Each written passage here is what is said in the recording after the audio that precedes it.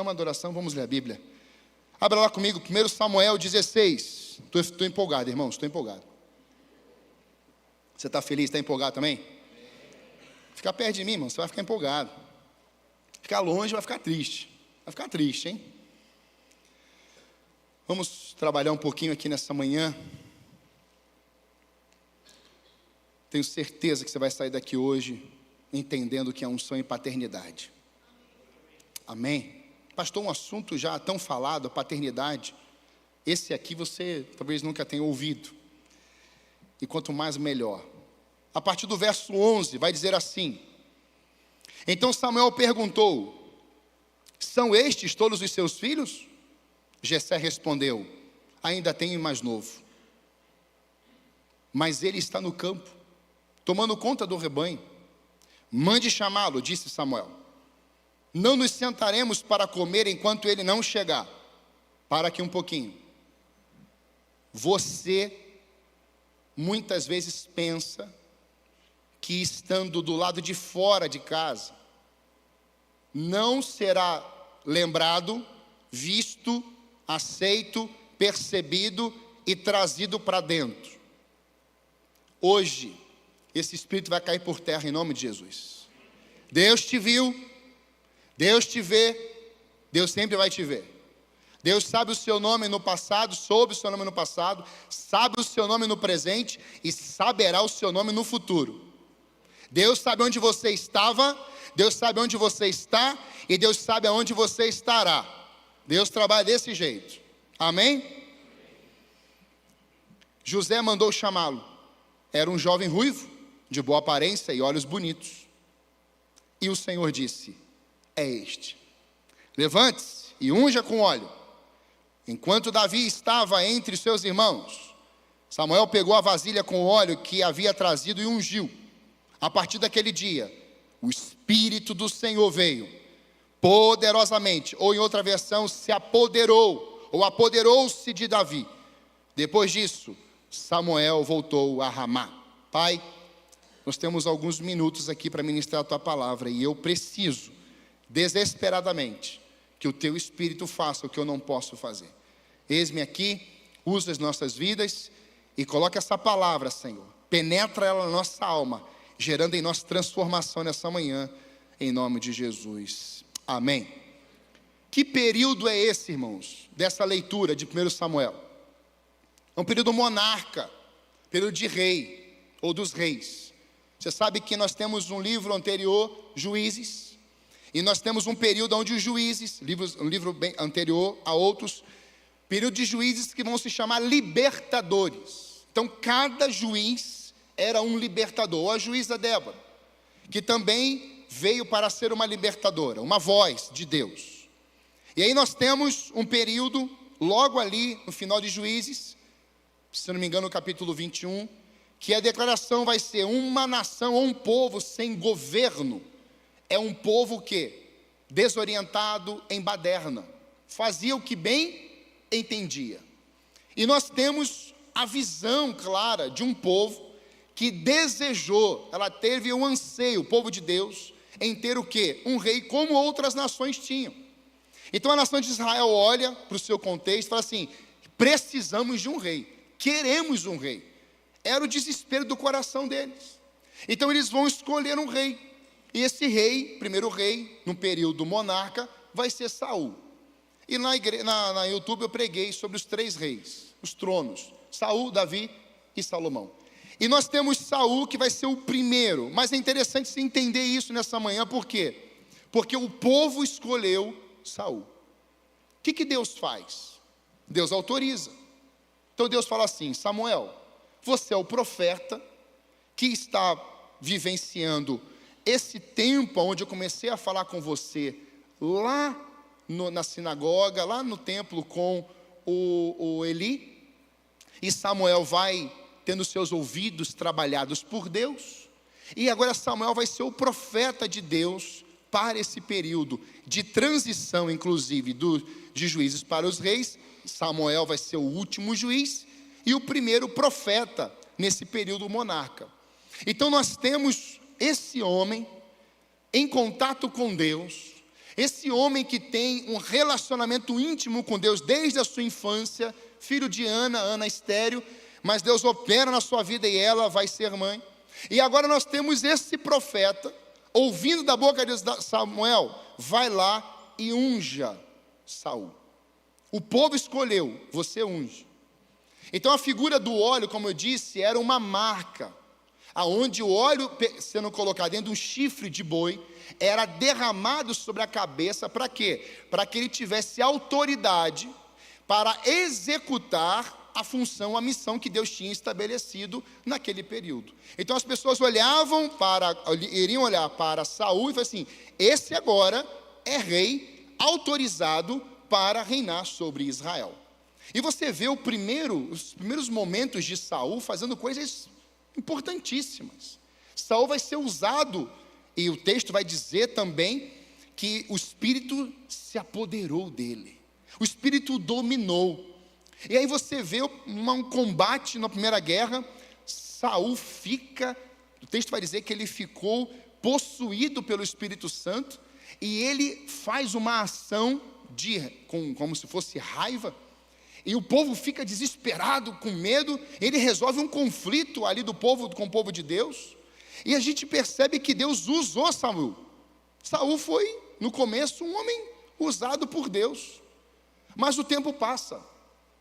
E o que eu quero trazer para você nessa manhã é que a unção de Deus, ela vem sobre nós executamos as missões de Deus por causa dessa unção, mas nem sempre valorizamos a unção daquele que derramou sobre nós. Então nós sabemos que a unção é um poder de Deus, ela é uma capacitação do alto que vem para a gente realizar as obras dele, mas às vezes no percurso eu vou me perdendo. Eu vou me perdendo desse Deus que levantou alguém para ser ferramenta na minha vida. Eu vou me perdendo de Deus, que o distanciamento vai acontecendo. Eu vou me perdendo das pessoas ao meu redor que me ajudaram, que contribuíram, que me fortaleceram. Eu vou desrespeitando inclusive a unção que está no A, que está no B, que está no C, e agora eu vou caminhando o meu trilho, eu vou executando a minha missão, eu vou vivenciando naquilo que eu penso que é certo e acho que é certo. Só que Deus estabeleceu tanto para Saul, quanto para Davi, quanto para Salomão, instruções. Ele vai dizer para Saul: se você abandonar a minha lei, a minha palavra, você está fora. Ele fala a mesma coisa para Davi: Davi, eu serei com você. Davi, eu estou com você. Mas Davi, se você der as costas para os meus estatutos, meus mandamentos, as minhas leis, as minhas ordenanças, está fora. E ele fala a mesma coisa para Salomão: se você desobedecer os meus mandamentos, você está fora. A grande pergunta é, irmãos, desses três, qual foi aquele, irmãos, que mesmo pecando, que mesmo falhando, Deus vai dizer: esse é homem segundo o meu coração? É o Davi. Então nós temos algumas coisas para aprender com Davi, que vai muito além, irmãos, do que ele matou muitos inimigos, como os filisteus.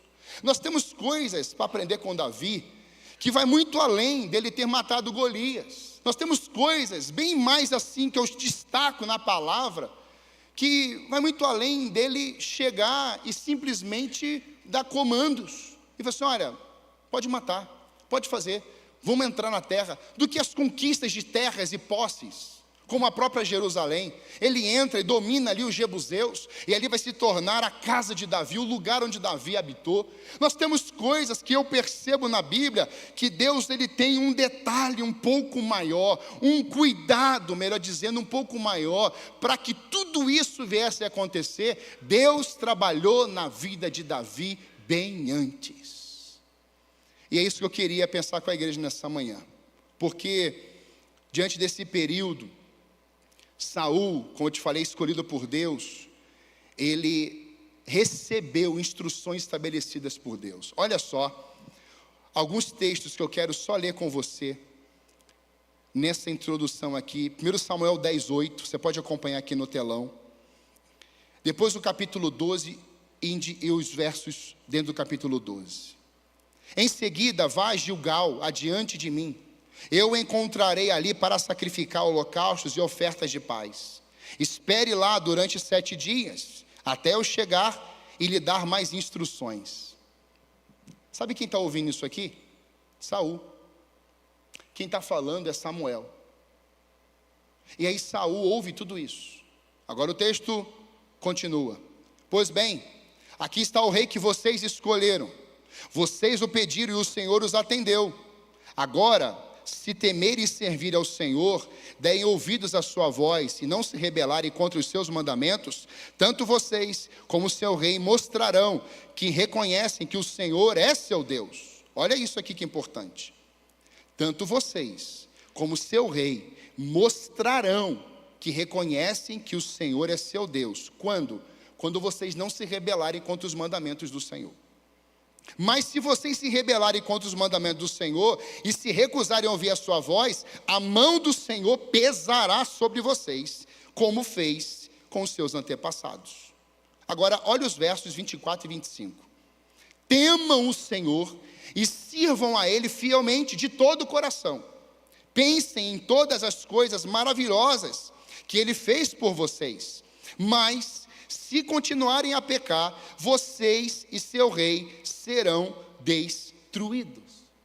Então, toda vez que você ouve Deus escolhendo alguém, Deus trabalhando a sua visão em um lugar, em vidas, há uma condição para que os feitos gloriosos do Senhor venham a acontecer e serem perpétuos, ou seja, de geração em geração. O que Deus está fazendo na sua vida hoje não pode parar em você, diga amém. O que Deus está fazendo hoje nessa casa não pode parar em nós.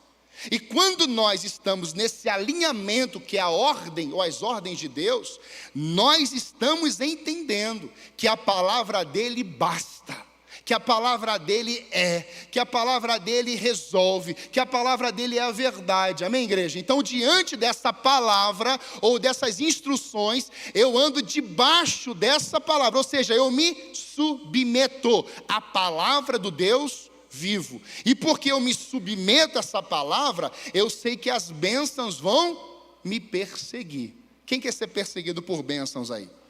É só obedecer. Olha só o que Deus ministrou no meu coração.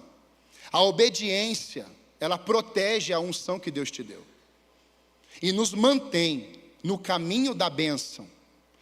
A obediência, ela protege a unção que Deus pôs sobre nós. Enquanto a desobediência nos conduz ao abismo, nos afastando dos propósitos do Senhor. Por isso, a unção requer obediência. Diga assim, a unção de Deus requer de mim obediência.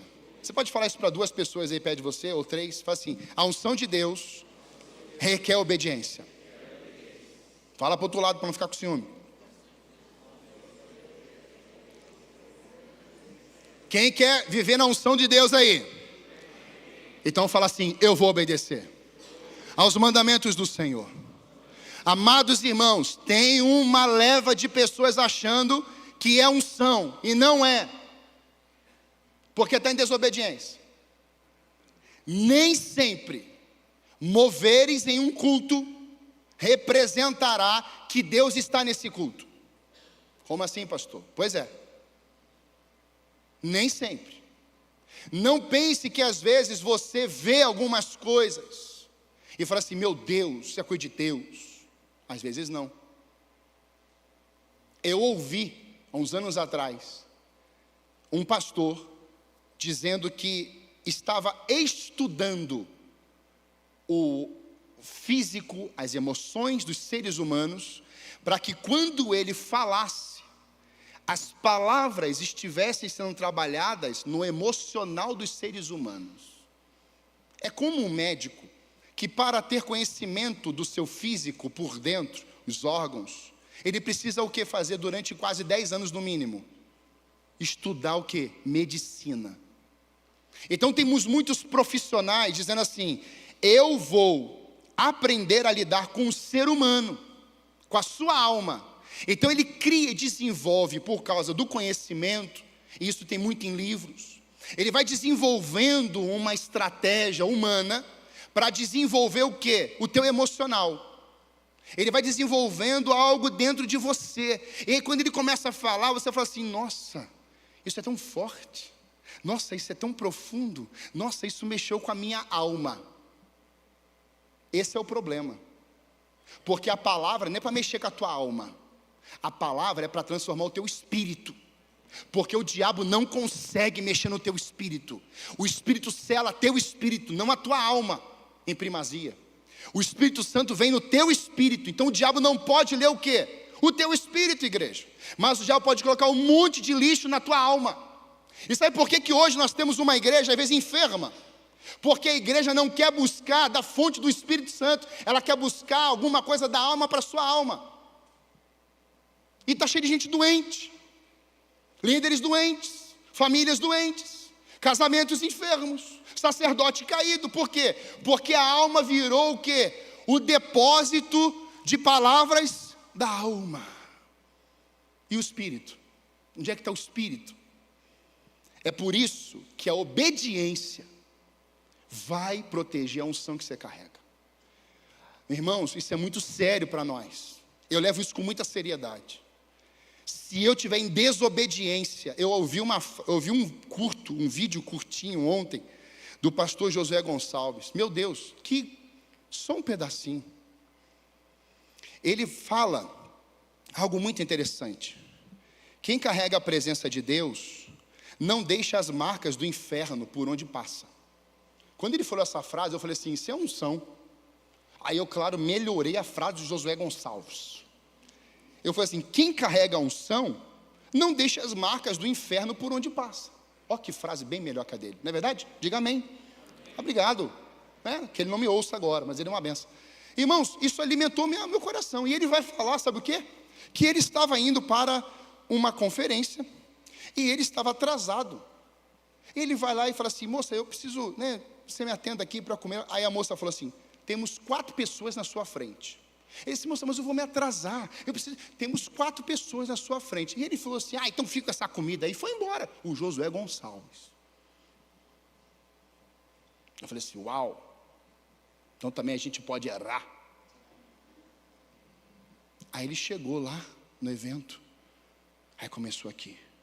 Você deixou marcas do inferno por onde você passou. Que isso?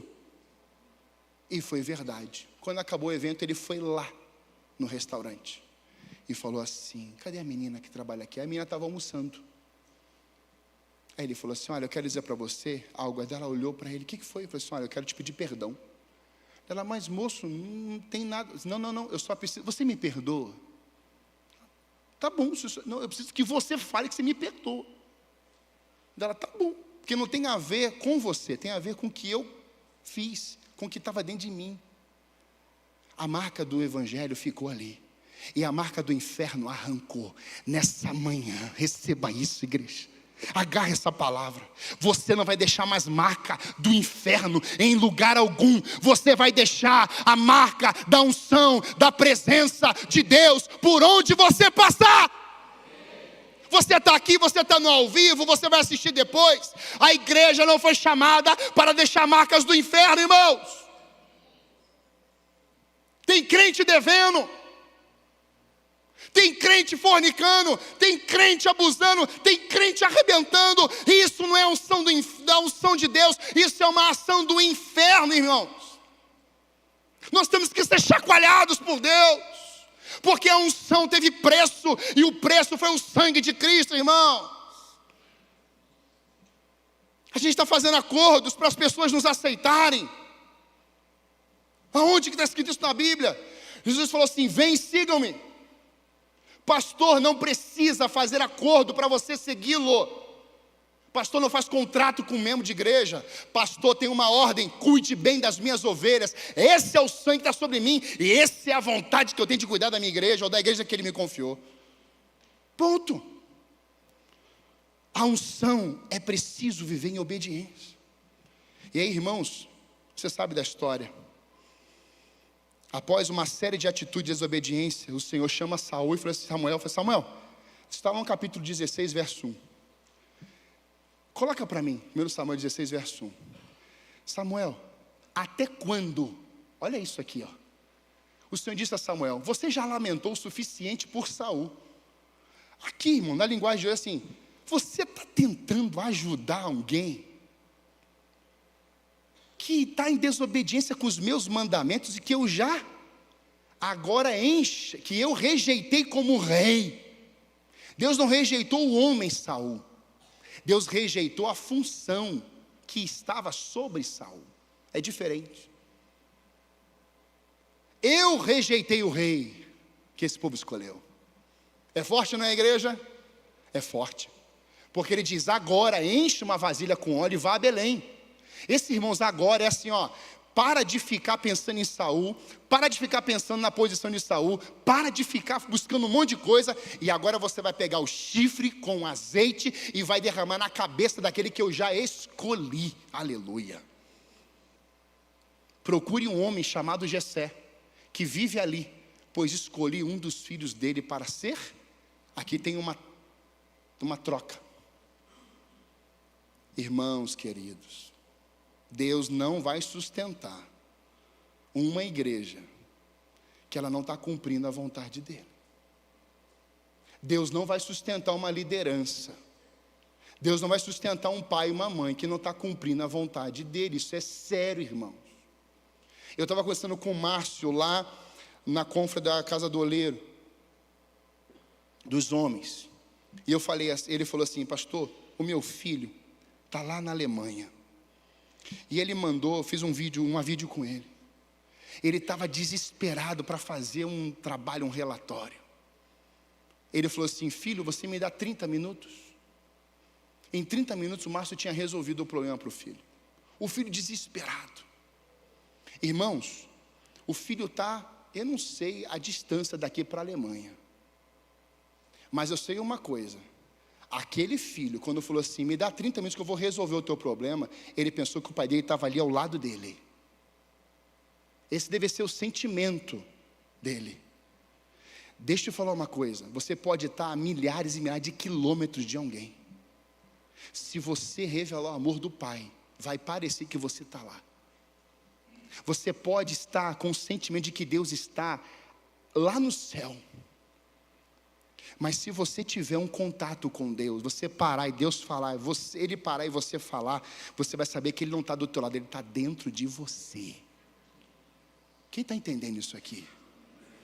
Quando a gente começa a fazer como Saul, a gente sabe que Deus fala assim: olha, eu te dei a oportunidade. Não foi uma atitude só. Eu já vi muitos pregadores falando assim: foi uma atitude só. Não foi uma, foram algumas. E Deus já sabia. Isso já era pré-anunciado.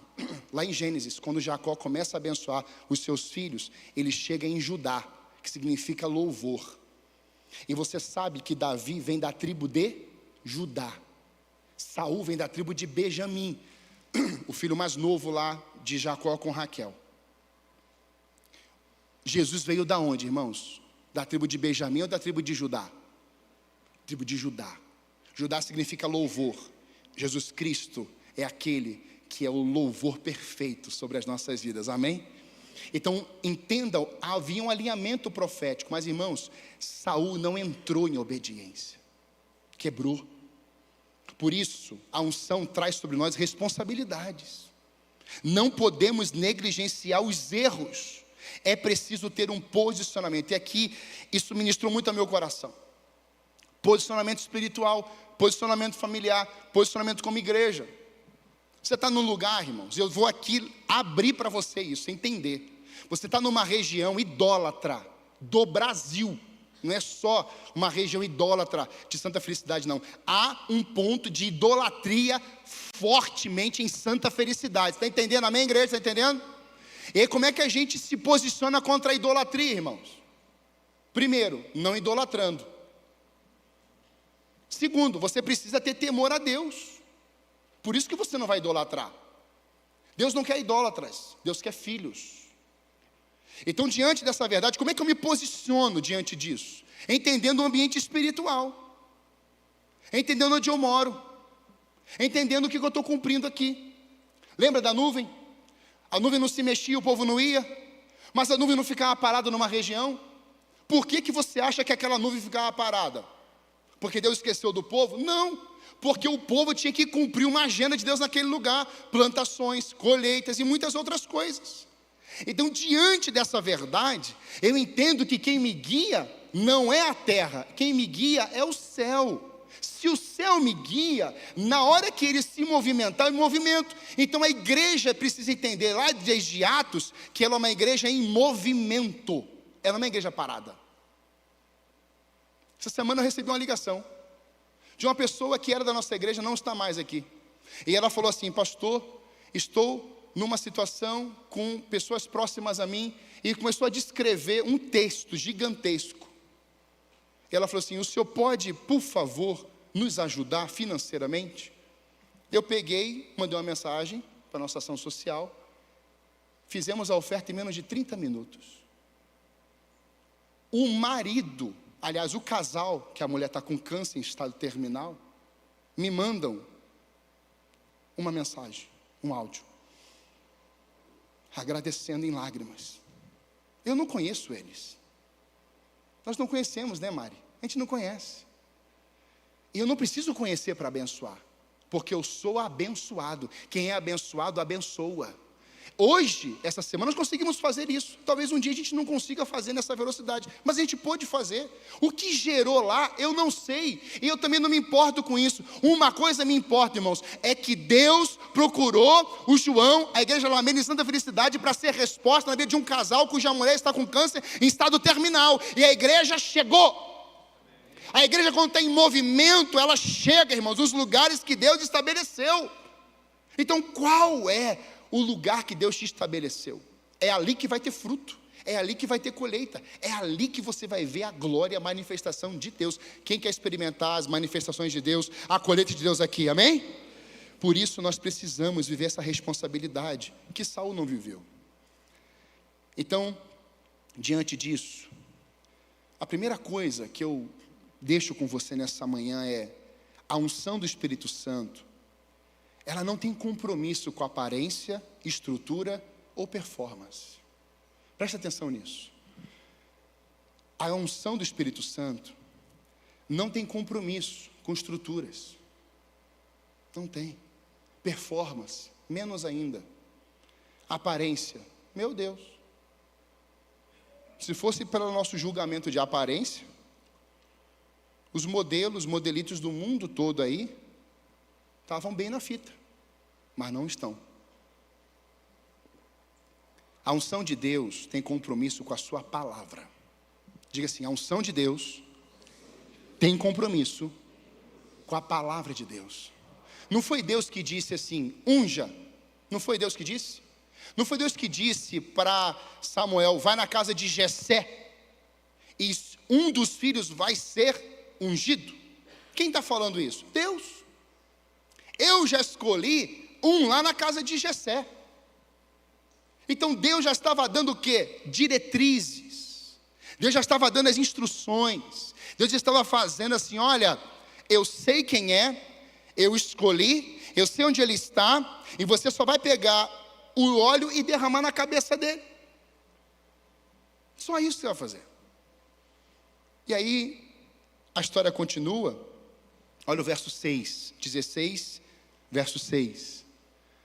Coloca aqui para mim, por favor. 1 Samuel 16, verso 6.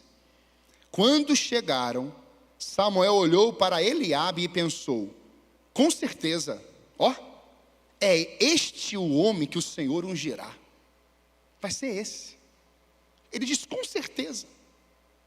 Então, quando a gente começa a pensar de que os nossos olhos podem ser enganados, ou a gente pode estar enfermo nos nossos olhos, o que você precisa? De um remédio.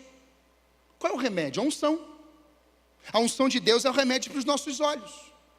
E aí, quando a gente chega no contexto dentro da casa de Jessé, nós temos Eliabe, um soldado forte, devia ser alto, parrudo, musculoso, preparado para a guerra, um líder.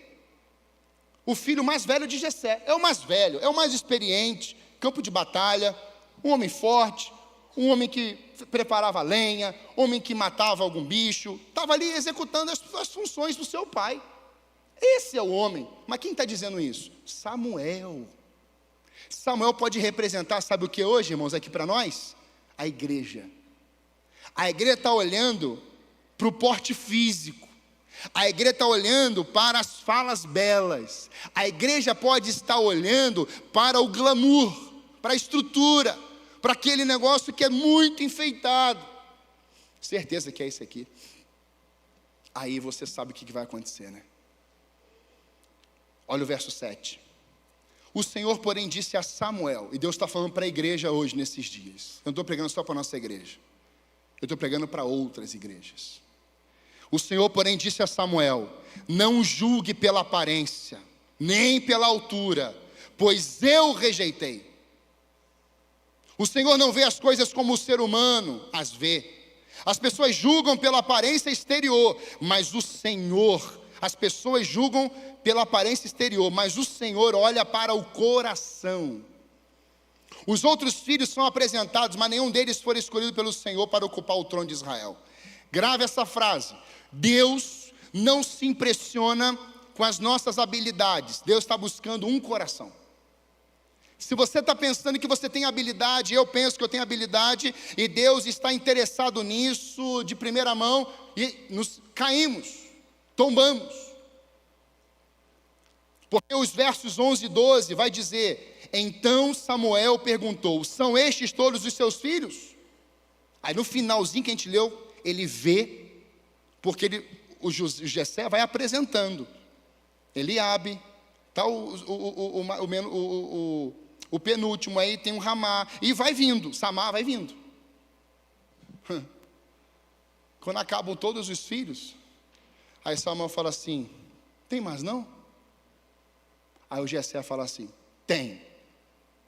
É o mais moço, é o mais jovem, e ele está no campo. Começa aqui a inclinar comigo o teu pensamento da unção para a paternidade agora.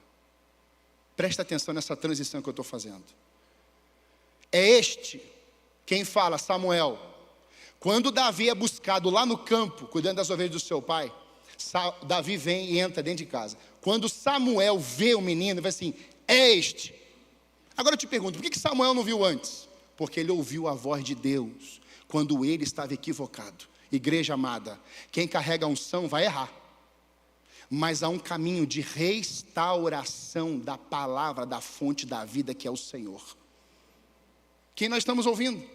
Se Samuel ficasse assim: ei, Jessé, não é mais ninguém aqui não, Jessé, acabou, eu vou embora, errei, o meu ofício profético acaba, eu entendi tudo errado de Deus. Mas Samuel ouviu de Deus: não são esses não.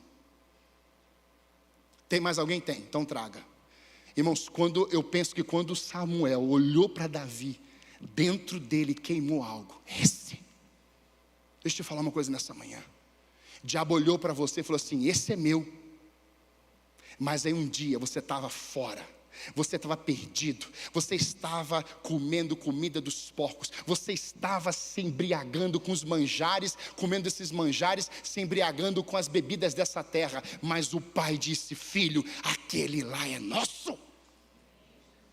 Deus te escolheu, Deus viu você, Deus tocou em você, você veio num culto, o Espírito ministrou em você, o Espírito veio e colocou algo dentro do teu coração, e isso começou a gerar algo dentro de ti, e você vê: sou eu mesmo, Ele me escolheu, Ele tocou em mim.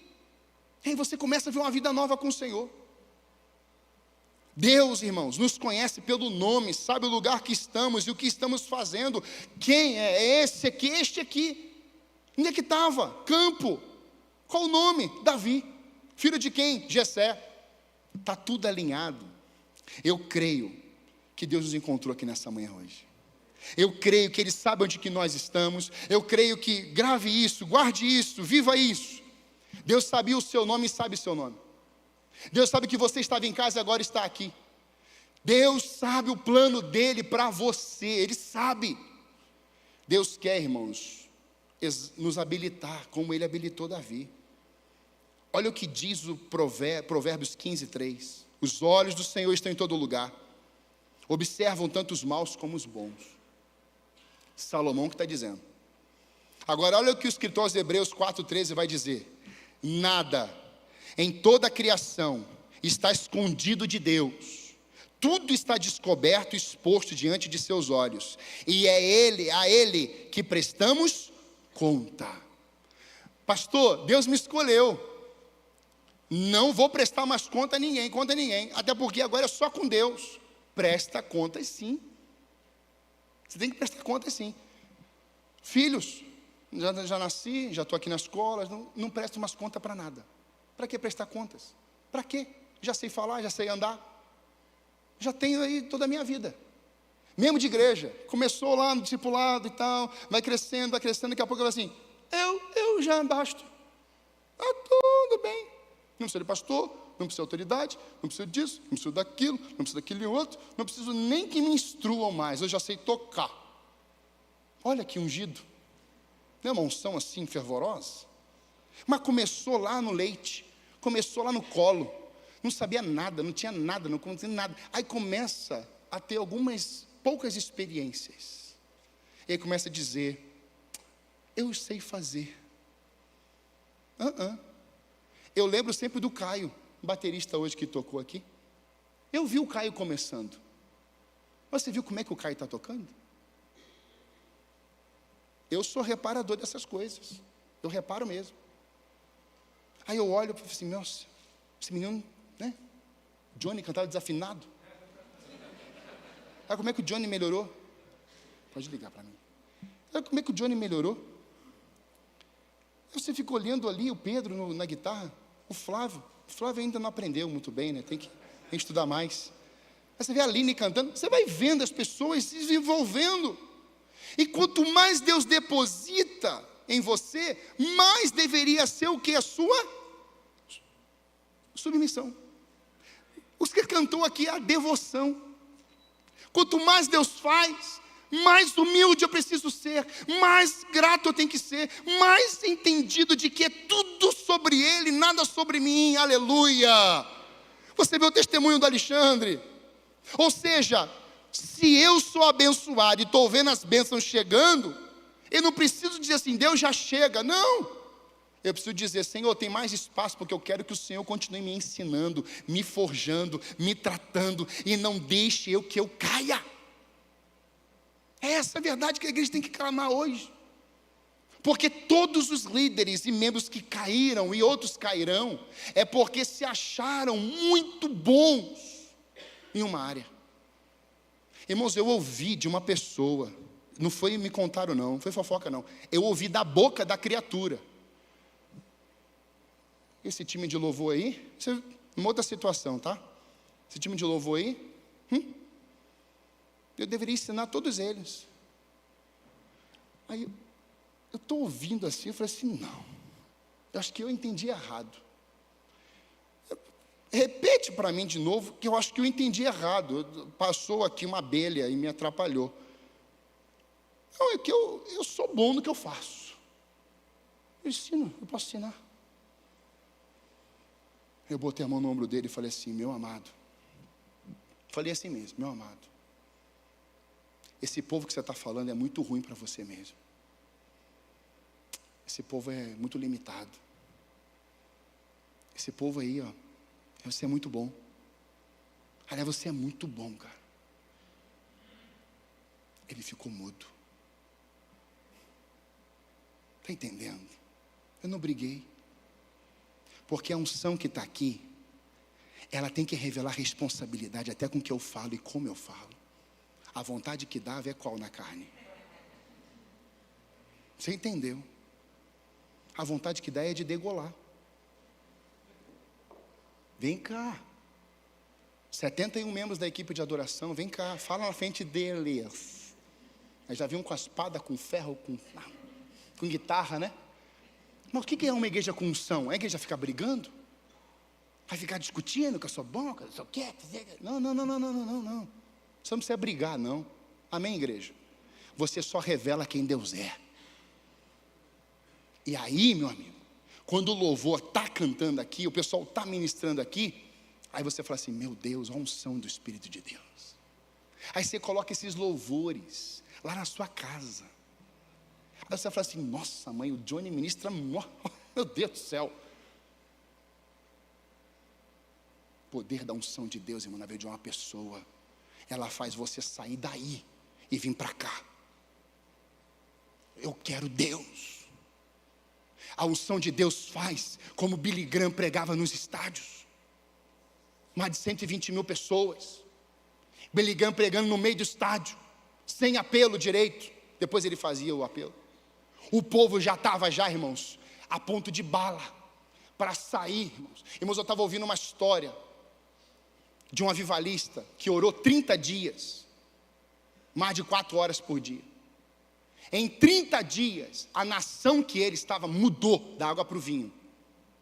30 dias orando, de joelhos. E ele só orava de joelhos. Quando eu vi essa história, eu vou mandar para os intercessores.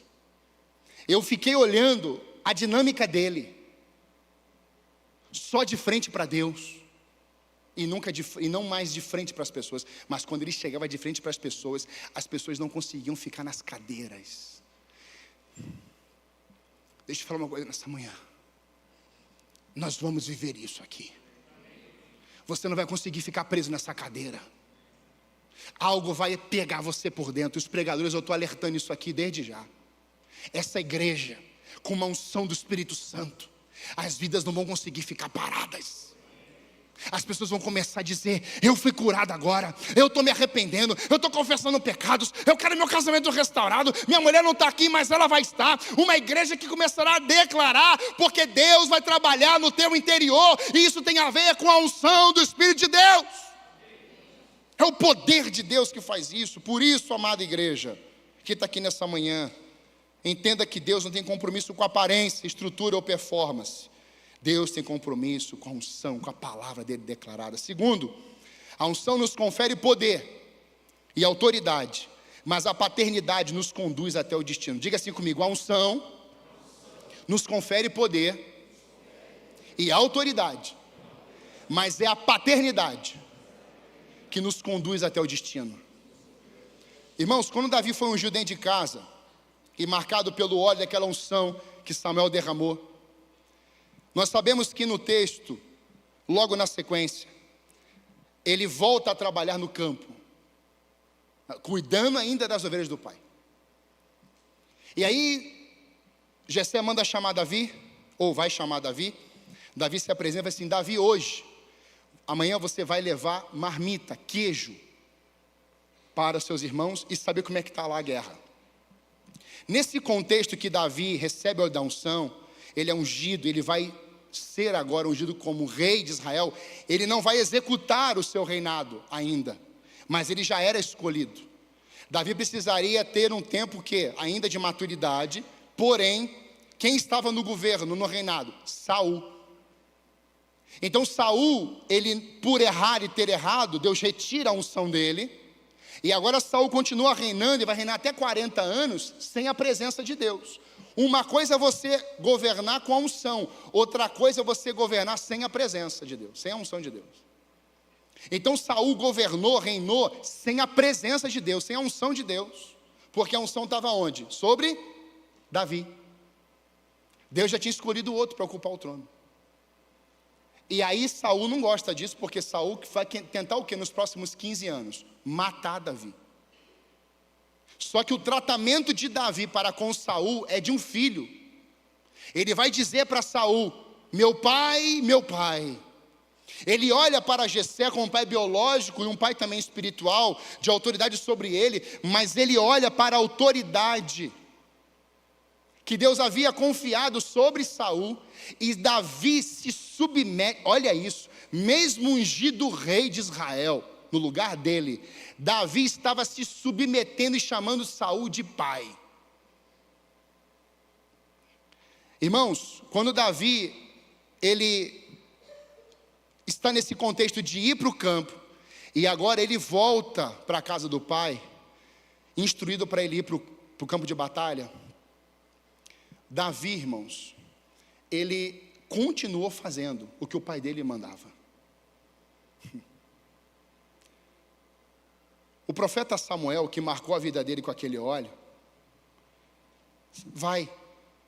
Davi fica com Jessé. E agora seus irmãos, que são soldados, alguns são soldados de Israel, vai para o campo de batalha enfrentar quem? Os filisteus, que eram os inimigos do povo de Deus.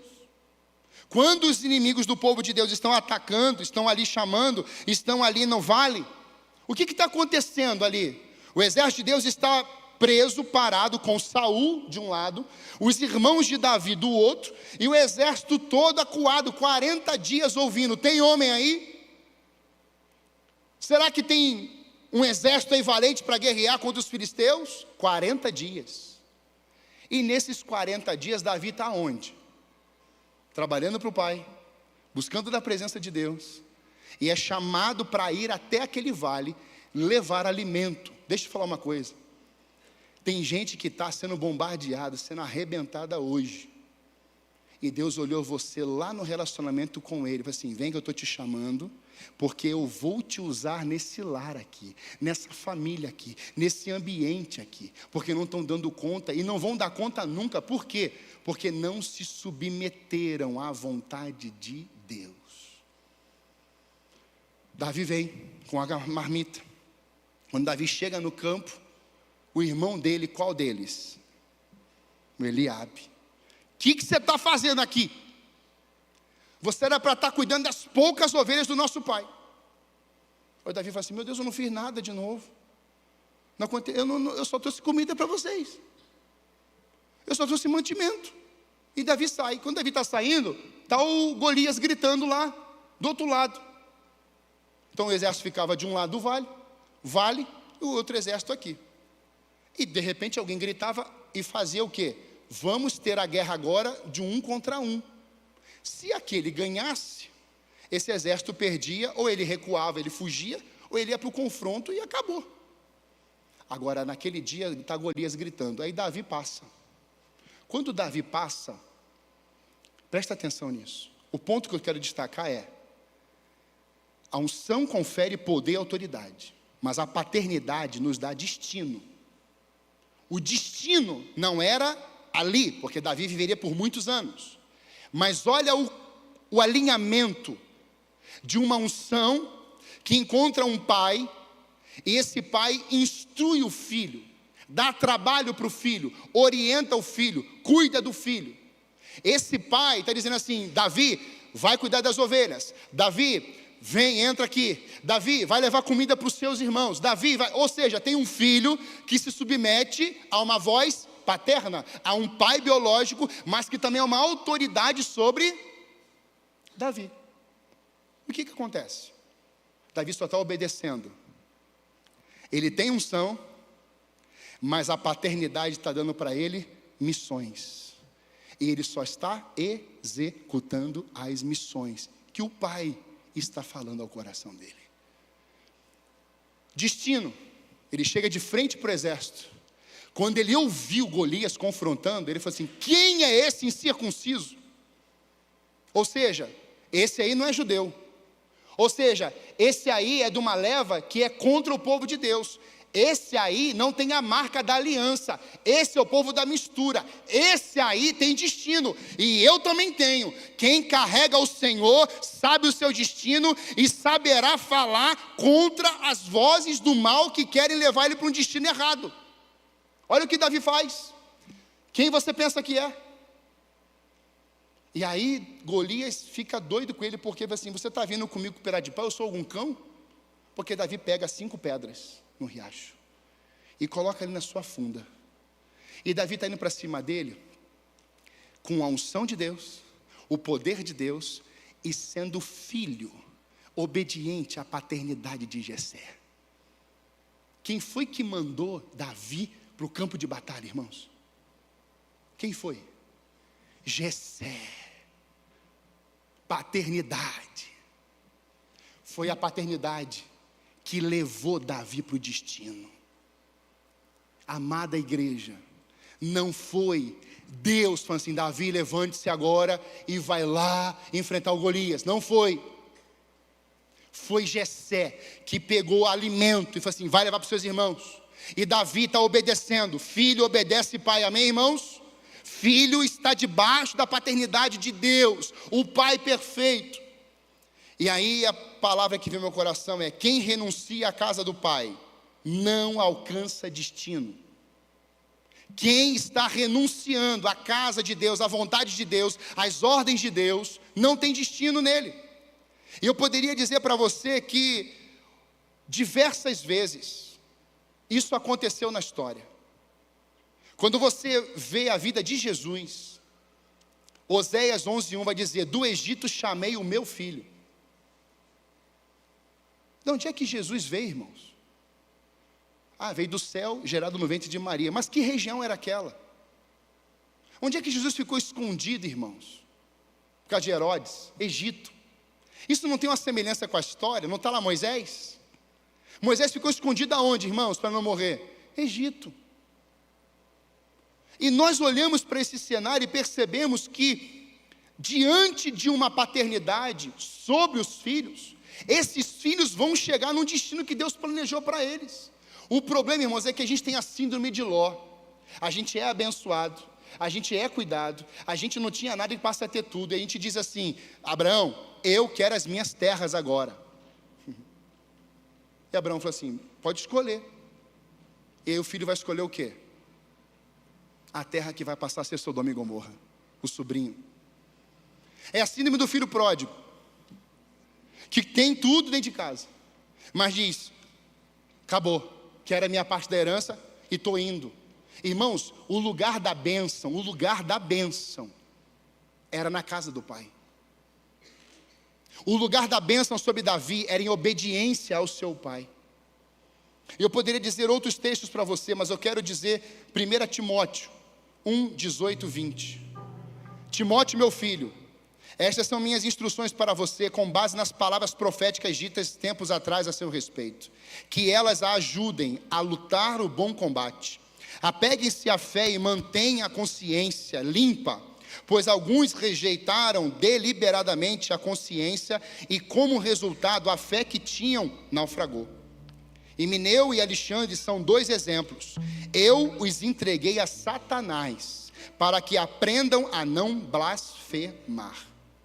Dar as costas quando o Espírito Santo fala. Esses dois pontos eu quero destacar nessa manhã. À noite eu vou encerrar com mais dois. Esses dois primeiros pontos: Deus não tem compromisso com estrutura, performance e aparência. A unção do Espírito Santo, ela vem sobre nós, confere poder e autoridade, mas você precisa de um pai espiritual. Você precisa de uma paternidade sobre a tua vida. Sabe, irmãos, eu tenho cuidado de algumas pessoas. Às vezes a gente se vê limitadíssimo, mas uma das marcas do inferno na vida de filhos é que os pais fracassaram com eles. Os pais negligenciaram. Eu não estou falando de valor monetário, de pagar escola, faculdade, não. Eu estou falando de princípios, valores. Eu estou falando de enxertar no DNA do filho, que eu vejo às vezes algumas crianças cantando aqui, irmãos, rasgando a voz. Eu até me assusto, falo assim: meu, está cantando mais alto que eu. E eu olho a paternidade sendo uma marca poderosa de Deus na sua casa e na sua vida. Por que muitos filhos perderam o destino? Por causa de ausência de paternidade. Vem cá, Felipe, eu vou explicar isso para você com uma figura. Eu vou simbolizar isso aqui. Você nunca vai esquecer isso mais. Nenhum filho vai poder andar sozinho. Nem Adão andou. Adão precisou de Deus, e Adão precisou de uma mulher ao lado dele. Não tem como. Quando Adão abriu os olhos, estava Deus. Quando Adão dormiu e acordou, estava Eva. E Deus fala assim: não é bom que o homem esteja só. Far-lhe uma adjuntora, uma auxiliadora, alguém que vai estar junto com ele. Não dá para a gente andar sozinho não, irmãos. E tem filho que não quer saber de paternidade mais. nem de Deus, muito menos de homens. Eu tenho um filho espiritual. Tenho alguns, mas tem um que me pediu para chamar de pai. Por quê? Porque o pai dele abandonou ele. Depois de 40 anos, Deus me usou para resgatar esse cara. Você tem que ver como é que esse cara está prosperando hoje. Porque ele falou assim: eu preciso me submeter ao pai e a um pai. Eu tenho um pai biológico, vocês conhecem ele. Ele é um pai espiritual na minha vida. Mas eu também tenho 2 outros que eu ligo e eu falo assim: você pode orar por mim? Posso. Eu tenho uma pessoa que me ligou. Eu estava fazendo a mudança lá na tua casa. Ele falou assim: abre o vídeo aí, eu quero ver teus olhos. É diferente, né, Jefinho? Eu quero ver teus olhos. E quando eu abri a tela assim, ele falou assim: estou vendo fogo nos teus olhos, filho. Meu Deus, irmãos, eu estava para carregar um monte de coisa pesada. Meu irmão, veio uma força de Deus. Eu carreguei quase no sofá sozinho. Uma afirmação, Leandro, uma afirmação. Você precisa de ter alguém que cuide de você como um pai. Você não vai colocar a tua fé nele, não é tua esperança nele, mas é você se submeter. Alguém te dá trilha, sabe por quê? A unção vem sobre a tua cabeça, teu coração, e te enche de poder, amém? Quem quer poder, amém? Agora olha o que o pai, a paternidade faz com você. Paternidade, ela pega na mão do filho e leva. Leva aonde? Leva até o destino. Esse filho, aqui não, já passei, aqui é errado, vem pra cá. Você está entendendo ele? Vai levando você. Aí você dá uma olhadinha para trás. Olha o tamanho de espaço que já ficou. Olha o que ficou lá. Sabe por quê, irmão? Porque ele se submete a pegar na minha mão. E a gente, eu não estou andando assim, ó, direita, esquerda. Não, paternidade não é isso. Paternidade é pegar na mãozinha. E o rei vai formando o quê? Um discípulo que vai ficar no lugar. Você está entendendo isso? Então eu levo ele e estou conduzindo ele. Aí chega um momento que eu morro. Ele está aqui, morri. Felipe, olha para trás. Eu não estou mais com ele, eu estou na glória. Vai demorar aí uns 70 anos, em nome de Jesus. Mas uma hora eu vou. Tudo que Deus derramou sobre ele não está sobre a cabeça dele, irmãos. Mas é a paternidade que está aqui, ó. Irmãos, isso não sai de dentro dele. Sabe por que hoje muitos filhos não querem saber da casa do pai? Porque na casa do pai não tem ninguém querendo cuidar de um filho na fé. Irmãos, eu estava aqui num culto. Eu estava aqui, na verdade. Quando acabou o culto, esse abençoado aqui, Jefferson, ele falou assim: Deus me incomodou para orar pelo Senhor. Quem foi o meu pai naquela manhã? O Jefferson. Qual é a última unção na Bíblia, em Malaquias? Vossos filhos vão se converter. Vem cá, Felipe, corre. Isso, ó, como é que é obediente. Estou fechando, igreja, estou fechando. Me perdoe, estou passando um pouquinho. O que é converter? Olha a última unção que tem em Malaquias. Vossos filhos vão se converter ao coração dos... Você está entendendo a conexão? Filhos se convertendo ao coração dos pais, e os pais vão se converter ao coração dos... Então o meu coração não é só olhar para ele e ele se submeter, só por pedagógico. Você ajoelha aqui, filho. Não é isso só. É que ele está se inclinando ao coração do pai. Mas, irmãos, tem momentos que ele está de pé, e sou eu que estou inclinando a minha cabeça no coração do filho. Você está entendendo isso? Não é orgulho. Irmãos, eu conheço a história dele, por isso que eu estou fazendo isso com ele também. Você não conhece, mas você tem que marcar um café e conversar dessa história aqui. Porque às vezes um pai biológico não dá muito certo, ou não fez muito bem feito. E quem é que vai arrancar isso do coração desse menino? Deus. E uma autoridade espiritual sobre ele. Então quando a gente olha isso aqui, a gente não vê poderio meu, poderio dele, vaidade minha. Não, a gente vê o quê? O alinhamento, a aliança, o entrosamento com Deus Pai e dizendo assim: tem gente na terra para cuidar de você, porque você vai cuidar de outros. Aleluia! Isso está envolvido o quê? Andar junto. Pode sentar, filho. Presta atenção que eu vou fechar. Fique de pé, por favor.